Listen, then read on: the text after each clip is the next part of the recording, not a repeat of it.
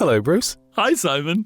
How are you today? I'm very well, thank you. How are you doing? I'm not too bad, thank you very much. Good, I'm glad to hear it. And hello to everyone who happens to be listening to this, either intentionally or accidentally. We welcome you either way. If it's accidentally, how did they get here? I don't know, maybe they were looking for something interesting and came here by mistake. Yeah, quite possibly. Here being Factoraly. That's correct, yes. Which is a repository, I was going to say another word, for information, mostly useless but occasionally useful. Indeed, and presented to you in glorious, I was going to say Technicolor, that's the wrong format, in glorious Dolby surround sound by me, Simon Wells. And me, Bruce Fielding. Do we do this in surround sound? No, we don't. Oh. We do it in stereo. That's okay, about as stereo. good as we can get. Stereo. Exactly. Bruce and I both happen to be professional voiceover artists. Yes. So we spend all our time sitting in these little soundproof rooms recording deliciously, delightfully, delectfully wonderful sounding words. And then we come over here and we chat about nonsense. Yeah, we do. Yeah, because that's what we like. We're like that. Indeed. So what particular subject are we going to be talking about today, Bruce? It's all going downhill, I'm afraid. Yes, it's a slippery slope, isn't it? Occasionally lifts you up. Oh, no. We'll talk about lifts in a minute. Yes. It's skiing. Skiing. Do you ski? I don't ski. I have never skied. I very much doubt I will ever ski. I'm what some people affectionately call clumsy as heck. Okay. I don't think it would be for me. I think I would come home in a rather bad state. How about you? Do you ski? I do, yeah. I've been skiing for about 60 years. Crikey, and you're still at it. Yeah, well... Time to take a break. I think it is probably time for me to hang up my boots. But I started when I was 11. Oh, really? Wow. So I've been skiing a lot for a long time. And I lived in Switzerland for a while. So Of course. that kind of encouraged me to go skiing a bit more often. Right. I'm just picturing whether I've ever seen a pair of skis in your house. Do you have them proudly presented anywhere? I used to have my own skis, but then I started to realise that actually ski technology was improving year on year. Yes. And actually having your own skis is inefficient because there's new technology coming into skis all the time. Yeah. And in fact, if you live in Switzerland, there's a very good deal where you can rent your skis every year for the whole season. Oh, right. Okay. And so that's what I was doing. So better to do it that way. Yeah. Okay. Would you say you're proficient? I would say I can get down pretty much anything. Okay. But not in an elegant way always. Yeah, I can fall down a hill with the best of them. Yeah, no, I mean, I can stay on my feet, but okay. I'm okay. All right. I would say I'm an sort of a good intermediate. Okay, great.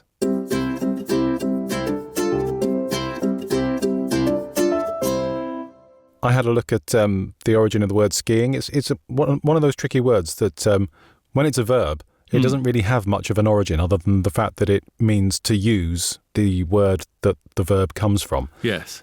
I.e. skis. Yes. And a ski, the word ski, comes from an old Norse word, skiith, meaning a stick of wood. Fair enough. So a ski is a stick of wood that you strap to the bottom of your foot. You travel across the snow on a ski, and therefore you are skiing. I don't like the word skiing because it has two consecutive I's, and it makes me feel very uncomfortable. I feel like there should be an E or a Y in there somewhere, but there isn't. It's just skiing. So originally it was, as you say, like the Viking sticks. Yeah. But then it became a verb only quite recently, skiing. Right, okay. How recently? So if you'd been alive a couple of hundred years ago, you wouldn't have had to worry about those two I's in the middle. Oh, right, okay. That was recently as that then. Huh. Yes. Interesting. I mean, skiing itself has been around for a long, long time. Has it? How long? Well, there are cave paintings. Really? Yes, of people with skis. Because actually to get around on snow is quite difficult because you tend to sink. So you wear a pair of tennis rackets on your feet or something like that. Snowshoes, yeah. Or you have like planks of wood. That makes sense. It sort of distributes the body weight over a larger surface area and therefore you don't sink. You don't sink in. And what you then do is you then cover those planks of wood with animal hides with the skin, with the hair on the skin facing in a way so that you can push the ski easily forward, but it won't come back quite so easily. Right, so that sort of velvety effect so the where nap, you can if stroke. you like. Yeah. Yes, the nap, yeah. Oh, that's genius. So it's as a way of getting around, you can go forwards quite easily, and you won't slip back. That's very clever indeed. I read that long before skiing ever became a leisure pursuit, it was, as you say, just a way of getting around on the snow. So people in Russia were using them thousands of years ago, whilst hunting, even in battle. A very long time ago, people would ski into battle because they were a good way of getting across the tundra. Yes, that makes sense. I saw that there was, around the time that you mentioned the skis being covered in animal skin, I discovered something called asymmetrical skis, by which one ski was longer and smoother and often coated in animal fat. Right. And the other ski was shorter and coated in animal hair. So you sort of pushed with the one ski and glid along on the other ski. Oh, that makes sense. So it was very much a sort of a one-footed thing. What are this is going to be a very much a noob question. What is the purpose of the poles? Balance. Right. It's a way of getting your timing right, getting your turns right. If you're going uphill, you can actually sort of like use the poles to push you, to help you. So you move your feet, and then you use the poles to stop you from slipping back. Okay, right, okay. But on downhill skiing, it's just a way of balancing and timing things and getting the rhythm going. Because I can sort of picture a team of cross-country skiers with their huskies and their sleds and all the rest of it, and they're using the poles how I would imagine them to be used, sort of like hiking poles. Yes, exactly. But then you see someone going down a hill with them, and after a little push at the top, they just hold them. They don't sort of serve... Tuck them under their arms. Much of it. Exactly, yeah. That's always seemed a bit of dead weight to me. But you'll notice that when they turn, they get one out and they sort of stick it in the snow very briefly. Yes, and it sort of drags them in that direction. Well, it doesn't really. It's just a way of getting your balance moved. Right, okay. So it's sort of like a timing thing. Interesting. But going along flat areas is what the Austrians and Germans call Langlaufing. Langlaufing, or cross-country skiing. Okay. And that's how most skiing was, forever. Yeah. Was just going along. And occasionally you come to a hill and you could actually, get some downhill going. Sure. In Tibet, they used to use yaks to pull them up hills. Oh, really? So the first ski lift was a yak. It was a yak. That's brilliant. Which is one way. And they used to use various different ways of getting you up hills over time. But it wasn't until, and it was very popular in Norway, obviously. Yes, I see Norway being brought up an awful lot. I've sort of read a lot of things about the origins of skis and different types of skis coming from Norway. I saw a particular type of ski used in Finland by seal hunters, and these skis were sort of 3 or 4 meters long. Yeah. And they were there particularly to avoid cracks in the ice so that you could, slide along the packed ice. Absolutely. When I first went skiing when I was 11, the way you measured your skis was you stood with your hand in the air, and the ski would be from the floor up to the palm of your hand. Oh, I see. Okay, which is completely the opposite of what they do now, which is they start you off on really short skis and then get you onto longer and longer skis until you get up to sort of almost your height. Right. Okay. Yeah, so it's quite different now, and that's all to do with the shape of the ski, and you probably notice that it's got like a waist on it, so it's like fatter at the ends than it is in the middle. Yes, I've seen that. And that's to help. That's what's called a carving ski. So that helps you to go around corners. So as you put as you put pressure and weight in the middle, as you're going around a corner, the ski actually bends. But because it's bending, because it's got that shape, the whole of the ski stays in contact with the snow. I see. Yes. Okay. As opposed to the tips kind of like coming up. Yeah. So that's the way that works.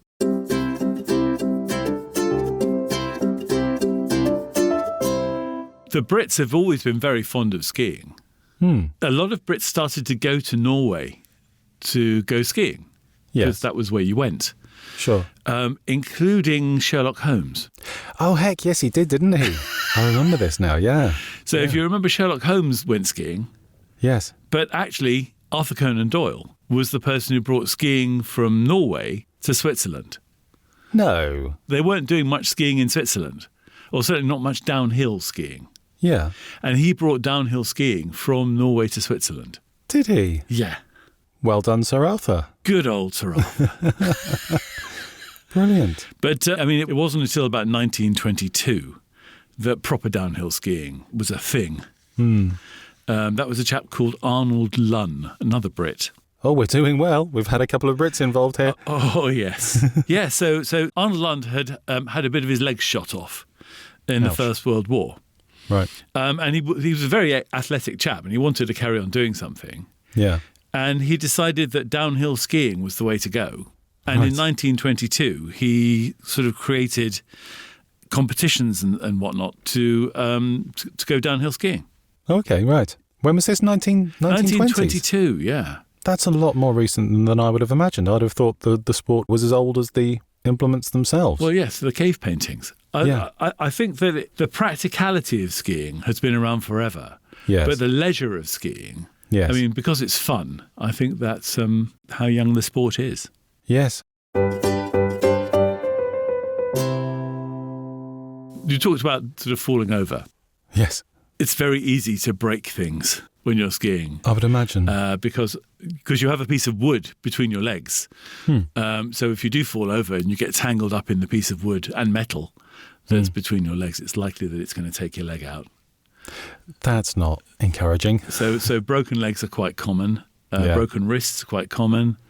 In fact, broken everything is pretty common.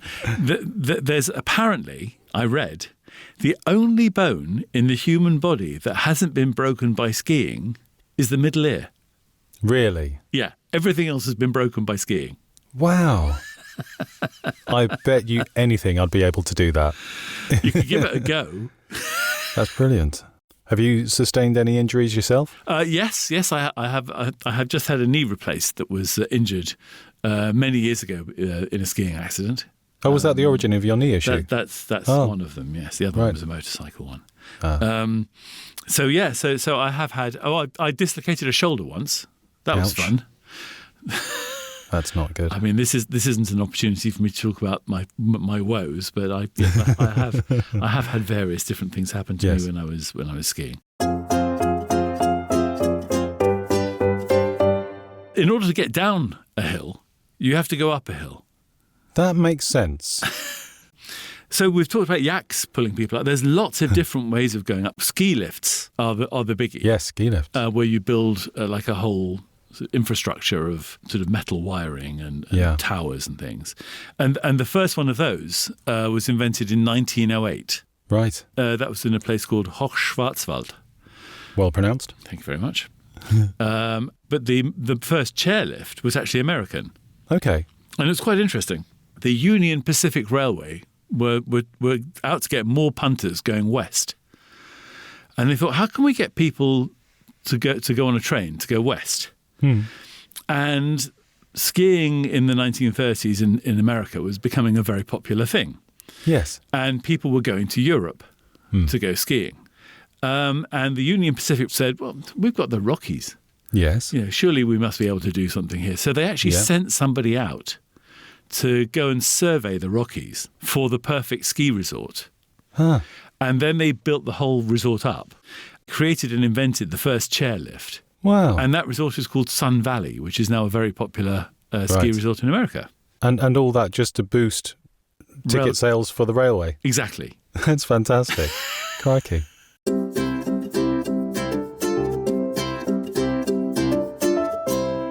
I had a quick look at the first ski lift you mentioned in 1908, not the chairlift, but this was just a ski lift, which instead of chairs sort of has a bit of rope or cable hanging from the system, and then there's like a sort of a crossbar you can hold on to or tuck between your legs or whatever.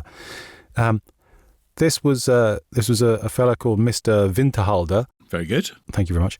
Who owned a farm / guest house / restaurant, and he had sort of visitors coming up to his beautiful mountainside all covered in snow.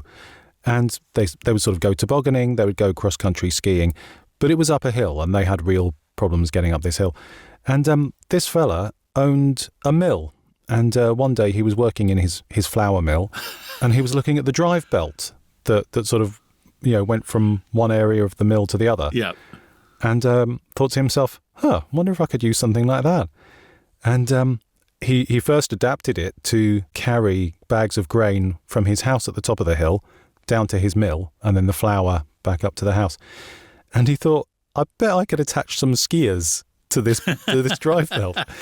So he just expanded it slightly and put these attachments on for people to hold on to, and away they went. And he gave this thing an incredibly punchy name: the continuous cable car with towing hitches for tobogganists and skiers. These mill owners are very clever. I mean, we in our episode on buses, we talked about a mill owner who invented the bus. That's right. Yes, I remember that as well. I was thinking of that. And then this fella managed to get a few patents, I can never decide, around 1909, 1910. He obtained the patents for this ski lift model in Germany, France, Austria, Norway, Sweden and Switzerland. Wow. So for a short time, he was kind of the sole producer of ski lifts in the early 1910s. Goodness. All because of owning a flour mill. So I imagine he got out of the flour business and into the ski lift business. He does seem to have done quite well. He was awarded various awards and things by skiers associations, and right. He did all right. Good. The ski lift isn't the only way to get up a hill. No, I suppose not. You could always take your skis off and climb. Well, that's what they did originally, was either take the skis off and climb, or with these animal skins, you can sort of walk up a sort of slight incline. Yes. So that's fine. But nowadays there are various different ways that you can get up to the top. Everything from like a rope tow, which is basically just the piece of rope that goes. They're usually on sort of fairly flattish surfaces. Yeah. So they don't go very fast. You basically just hang on to the rope, and it drags you up the hill. One up from that is a thing called a magic carpet, which I love. Okay. And the magic carpet is basically like a travelator, a rubber travelator. Yeah. And it's mostly on flat surfaces or slight inclines. Yeah. And you just stand on the magic carpet and it just pulls you up. You just stand and it pulls you up the hill like a travelator. Brilliant. Very good. So that and then you go from that to like a button, right? Which is one of these things that hangs from a cable. Yes. And you just sort of put it between your legs and it pulls you up the thing. Yeah. And then there's a T-bar, which is similar to that, but you can do two people. Okay. Except I'm quite big and tall, and if a little child gets on the other end, it's always a bit tricky. Then you have things like funiculars, so funicular railways. Yes, love a funicular taking up railway. To the top. They're fun. And then finally you get things like proper ski lifts. Well, you get chair lifts, and you get the big ski lifts. The sort of the gondola type things. Yes. Where the doors open and you hop inside. Yes, and there's room for like 2 or 3 people in there. Like the thing that goes across the Thames at the O2. Yes, exactly. Yeah. Yes. Although I have never skied, I have used a ski lift. You have? Because, well, I don't know if you can really call it a ski lift because skiing isn't involved, but that's definitely what the thing is. On the Isle of Wight.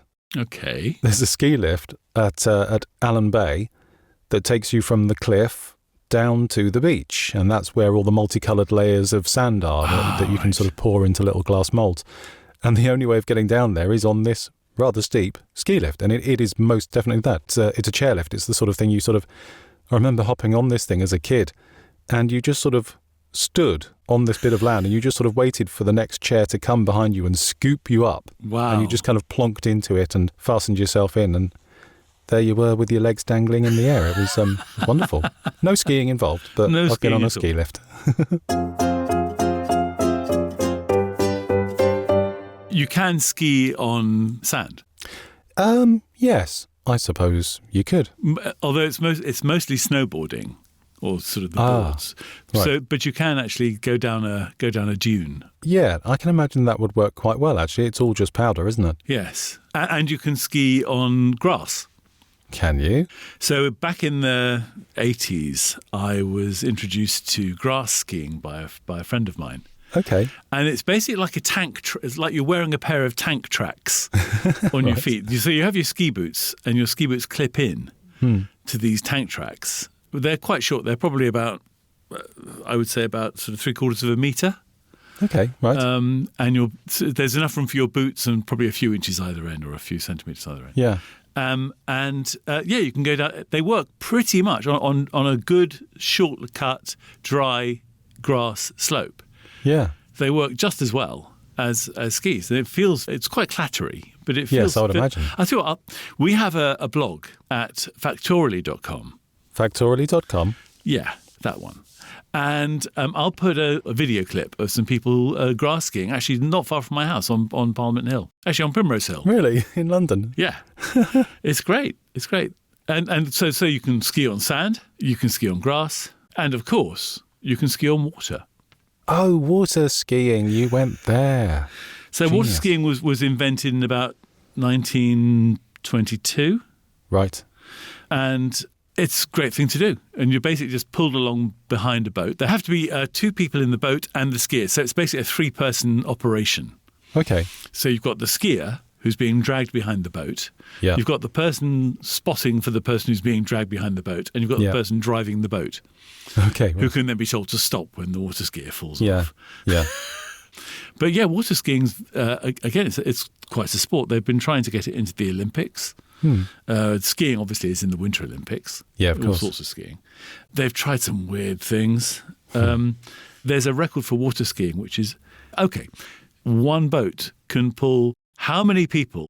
So lots of separate individual water skiers on their own water skis, all hanging onto a line off the back of the boat. Yeah. I'd say 10. You're way off. 11. No, I mean way, way off. Really? 100? Yeah. Still way off. Really? Go on then. 145. But that's an awful lot of people on skis hanging onto the back of it. I can just picture all of their ropes getting tangled up and cutting into each other. People are strange. Wow. That's a lot of water skiers. That's the record. 145 people simultaneously water skiing. And you can use, I don't know if they are snowboards or if they're waterboards, but then waterboarding is something else altogether. You can use sort of a snowboard type jobby for water skiing as well, can't you? Which make the skier able to sort of flip and jump and twist and do all sorts of somersaults. All those things. And also there's one with 2 skis, there's one with 1 ski, yes. And there's a sort of water skiing with no skis at all. Oh, barefoot water skiing? Yes. Yeah. My cousin does that, or did that. Oh, okay. I think he's one of the oldest people in Britain to barefoot water ski. Really? Yeah. Good on him. Again, I'll put a clip in the show notes. Yeah. My cousin. Lovely. Very good. Water ski. I discovered a lovely pub in Farnborough a while back, which is built right on the edge of a water skiing lake. Uh-huh. So you can sort of sit there on a nice summer's evening enjoying your dinner and a drink by the water, and then all of a sudden these water skiers just descend upon the lake, and they've got those ramps in the middle of the lake that the skiers jump up, and you just get this free show watching these water skiers over dinner. It's fantastic. Ah, it's great. Very fascinating.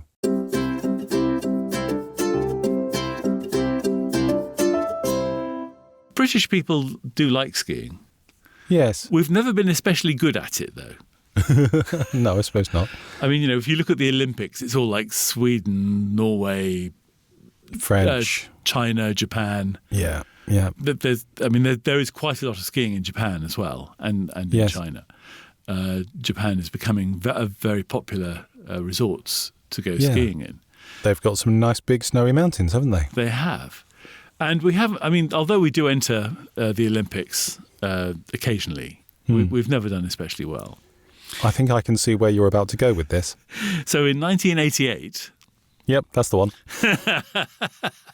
We had our very first entrant in ski jumping. Michael David Edwards. So tell me all about Michael David Edwards. Well, he went by the nickname Eddie the Eagle. Aha. Apparently as a kid he was nicknamed Eddie because of his surname. And this guy fascinates me. There was a movie about him a handful of years ago. Someone made a biopic. Or do we say biopic? No, we say a biopic. That's good. That's biopic is myopic.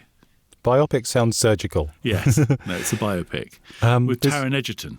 That's the one, yeah. Very good movie. And this fella just sort of, he just came from obscurity. He grew up in Cheltenham in the UK. He was a bit of an odd job man. He was a plasterer for a while. He was this and that. He had incredibly thick glasses because he was very nearsighted. He was a little bit heavier and stockier than the average Olympic skier. Mm-hmm. And he was entirely self-funded. He didn't have any sort of backing. He wasn't part of a particular organisation. He'd entered and won no international contests or anything else before, mm-hmm. but somehow he managed to get to the Olympics. I think he came last. He did. But because he was the only British entrant, he held the British record for skiing at the Olympics from 1988 to 2001. But his childhood ambition was to win something at the Olympics, wasn't it? Yes. He didn't really mind what. He just wanted to go there. Yes. But isn't that brilliant? Apparently he got all of his ski gear from lost property. Did he really? Yeah, he used to go to lost property quite regularly and go, have you got any ski gear? Any skis, brilliant. Poles, goggles, anything. Wonderful. And he sort of had a bit of a mixed reputation. Obviously the Brits loved him because he was a total underdog story. Yes. Came from nowhere, went to the Olympics. I think the international skiing community admired his pluck, chutzpah. But he was slightly ridiculed as being not terribly proficient, shall we say? And the International Olympic Committee came up with a new rule, which they nicknamed the Eddie the Eagle rule. Okay. Which basically said anyone entering the Olympics has to have competed in international events and be placed in the top 30% before they could enter the Olympics. Oh, that's not because fair. They sort of felt that the high standards of the Olympics had been slightly tarnished by this fella coming out of nowhere and perceivingly made a bit of a mockery of the whole thing. So they changed the rules and called it the Eddie the Eagle rule. So that was ski jumping, wasn't it? That was what Eddie the Eagle did. Yes. I had a little look into the origin of this sport, and it's older than I would have expected. It's older than leisure skiing is. The first ski jumping competition was held in Norway in 1866. Gosh, that is a long time ago. And there's evidence that it was already, going on quite a long way before that, possibly even the late 1700s. The first ever recorded ski jump was by a Norwegian fellow called Olaf Rai in 1808. Wow. And he managed to jump a full 9.5 meters. Which, considering these days, we're sort of, into the hundreds, I think. Yes. Not great, but, 1808, that's not bad. That's pretty, that's good for 1808. Yeah. And this whole thing was just sort of started as a bit of a laugh by a bunch of Norwegian farmers who just sort of thought, hey, wouldn't it be fun to go down a hill on our skis and then jump a bit? And now it's, one of the most popular Winter Olympic sports going. I have been to Innsbruck and seen the ski jump at Innsbruck. It's terrifying. Yeah, I bet. It's very tall and very steep. Yeah. I wouldn't fancy it. No, I wouldn't. Not at all. And you're going quite fast by the time you hit the bottom as well. Yes, I would imagine so, yeah. In fact, skiing is the fastest you can go without any form of propulsion. Really? Yeah. Well, yes, I suppose it's just you and gravity and a slippery surface, isn't it? So yeah, and you can that makes sense. You can get up to some amazing speeds. I mean, the fastest that anybody's been on skis, I was going to do a guess, but I don't think you're ever going to guess this. So the fastest that anybody's ever been on skis. Wait. 158.76 miles per hour. Yes. This. Complete guess. Oh, that was genius. I've got this as a French fella called Simon Billy in 2023. You're right. And of course, skiing is a very athletic thing to do. It looks as though it's easy. It looks like you're just slipping down a hill. Yeah. But you're using lots of muscles to keep you sort of upright and balanced. Yes. And in fact, skiing uses up about 400 calories an hour. No way. Yeah. I think also the cold, maybe. Sure. But it's if you've done a good day skiing, you've certainly earned a good slap-up meal. Wow. That's a lot of calories, isn't it? Crikey. Yeah, they do make it look rather effortless, but I don't suppose for a moment it is. No, I'm sure it isn't. That's why you go for the après-ski. I wouldn't know. Have you never après-skied? Of course I have. You strike me as the sort of fellow who would yes. Yes, après-ski is half the fun. I mean, there are people who don't actually ski at all, but just go along and they just après. they get a nice suntan in the sunshine up at the top of the ski lifts. Yeah.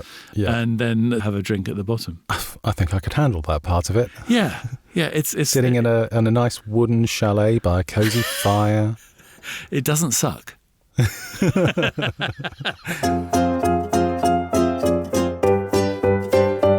So do we have any records for skiing apart from that super quick one? What we've already mentioned, yes. So that was one of the ones I found, hence my astonishingly accurate guess. I found the record for the world's longest ski jump, which was achieved by a fellow whose name I can't pronounce. I'm not even going to try. It's got umlauts all over the place. Oh, go on. Ryu Kobayashi. Okay, no, I'm not going to pronounce that either then. Fine, good. In April 2024, just last year, and he holds the current ski jump record at 291 metres, or 955 feet. I mean, the thing is, a lot of that is just falling, going down, isn't it? Yes, it is. It's kind of cheating, because if you actually look at it going flat, it's probably nowhere near that distance. No, it's the diagonal travel, isn't it? Yes. It's not just how far along, it's how far along and down. Yes. Yeah. But it's still a hell of a long way. Yeah, absolutely. I found so we already did the world's fastest downhill skier. I found the world's fastest backwards downhill skier. It was a Norwegian gentleman, again, Norwegians, called Anders Bach in 2024, again, 82.92 miles per hour. Backwards. Skiing backwards down a ski jump slope. I really hope he stopped before he actually got to the jump bit, because he would have dangerous. to have people yelling at him going, "Stop!" Yes, exactly, yeah. Wow. And then a fun little one, the largest number of skiers on a single pair of skis. Take a guess. Okay, here we go. 45. Higher. 85. Higher. 115. Oh, so close, I'll give it to you. 130 people. Wow. This was in 2016 in Finland. This is a normal pair of skis, right? No, this was custom made. This is the ironic thing. So these 130 skiers in Finland strapped themselves onto a pair of skis that were 140 metres long, and they sort of synchronised themselves, to sort of step in time. The skis were 140 metres long. They only travelled 120 metres. So they didn't actually travel the full length of the skis. So they sort of all started off from this particular point, and the person at the front led them off, and they travelled 120 metres, which kind of implies that the back of the skis never got to the front of the finishing mark. But yes, 130 people on a pair of skis. Wow. Yeah, that's it for my records.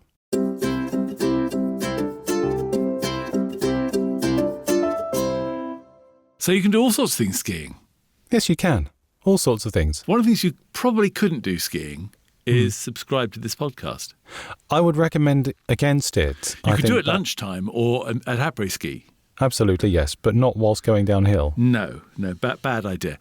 So there are people, and I'm one of them, who like listening to music while going downhill. Okay, yeah. And the trick is not to have it on so loud that you actually don't hear it. If people are yelling at you like, Cliff! My name's not Cliff. Oh. Yeah. Well, this could be just the soothing and relaxing thing that people need to hear as they're hurtling down a hill with 2 planks of wood on their feet. That's true. And if it's on a Thursday, they'll get a ding and it'll say, "Hey, you subscribed to Factoraly, so there's a new one." Perfect. And then obviously all of the skiing community around you would clearly like to know about this podcast as well, so you could go and tell them about it. Absolutely. Or you could give us a 5-star review. Yes, that would be nice. And of course, then there's our back catalogue. Exactly, yeah. That could last you your entire skiing trip and beyond.